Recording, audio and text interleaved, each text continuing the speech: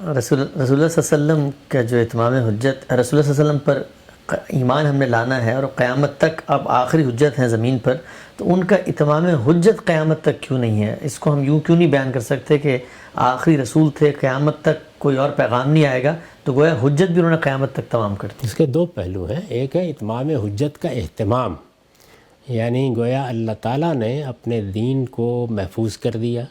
قرآن مجید ایک آخری کتاب کی حیثیت سے لفظ بلفظ ہم کو منتقل ہو گیا. رسالت مآب صلی اللہ علیہ وسلم کی شخصیت نے جو سنت قائم کی وہ مسلمانوں میں جاری ہو گئی. تو یہ اتمام حجت کا اہتمام ہے. یوں سمجھ لیجئے کہ جیسے کسی علم کے بارے میں آپ کو یہ بتایا جائے کہ اس کی مستند ترین چیزیں فلاں لائبریری میں رکھی ہوئی ہیں، تو اس طرح سے اہتمام ہو گیا. یہ اہتمام ہی ہے کہ جس کی بنیاد پر سب انسانوں سے پوچھا جائے گا، سوال کیا جائے گا کہ محمد الرسول اللہ کی بعثت کے بعد جب اللہ تعالیٰ نے اپنے دین کو اس درجے واضح کر دیا اور اپنی آخری کتاب نازل کر دی اور وہ کتاب حفاظت کے ساتھ لوگوں تک پہنچ گئی، تو انہوں نے اس کتاب کے ساتھ یا اس پیغمبر کی دعوت کے ساتھ کیا معاملہ کیا؟ لوگ مسئول ہو گئے ہیں، جواب دہ ہو گئے ہیں اس کی بنیاد پر.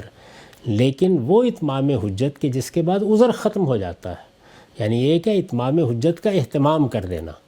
میں نے ایک مدرسہ کھولا اور اس میں تعلیم کا اہتمام کر دیا، تو آپ کو اللہ توفیق دے تو آپ اس مدرسے میں آئیں اور تعلیم پالیں. گویا تعلیم پانے کے لیے جگہ موجود ہے.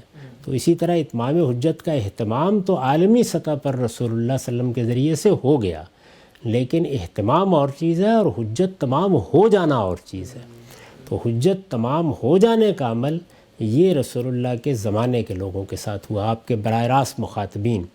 اسی کو میں نے کئی مرتبہ اس طرح ادا کیا ہے کہ رسولوں کی عدالت ان کی اپنی قوموں کے لیے ہوتی ہے یا ان کے مخاطبین کے لیے، براہ راست مخاطبین کے لیے ہوتی ہے. ان کی ہدایت عالمگیر ہوتی ہے. تو رسالت مآب صلی اللہ علیہ وسلم کی ہدایت بھی عالمگیر ہے.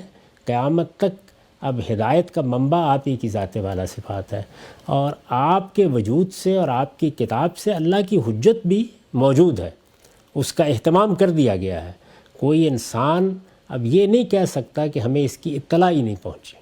اطلاع تو مل گئی، اب آپ کوئی عذر پیش کریں گے کہ فلاں چیز حائل ہو گئی یا میں متوجہ نہیں ہوا یا یہ چیزیں رکاوٹ بن گئیں، وہ آپ اللہ کے حضور پیش کر سکتے ہیں، اور دسیوں چیزیں ہو سکتی ہیں.